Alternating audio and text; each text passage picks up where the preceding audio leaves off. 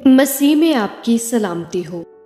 आज मैं आपके साथ कलाम मुक़द्दस में से एक आयत शेयर करूंगी जिसका उन्वान है इत्तफाक की बरकत। सो आइए कलाम मुक़द्दस में से देखते हैं मत्ती की अंजील 18 बाब 19 आयत। फिर मैं तुमसे कहता हूँ कि अगर तुम में से दो शख्स ज़मीन पर किसी बात के लिए जिसे वो चाहते हों इत्तफाक करें तो वो मेरे बाप की तरफ से जो आसमान पर है उनके लिए हो जाएगी।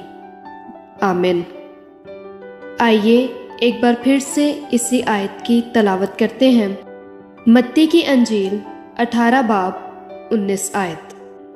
फिर मैं तुमसे कहता हूँ कि अगर तुम में से दो शख्स ज़मीन पर किसी बात के लिए जिसे वो चाहते हों इत्तफाक करें तो वो मेरे बाप की तरफ से जो आसमान पर है उनके लिए हो जाएगी।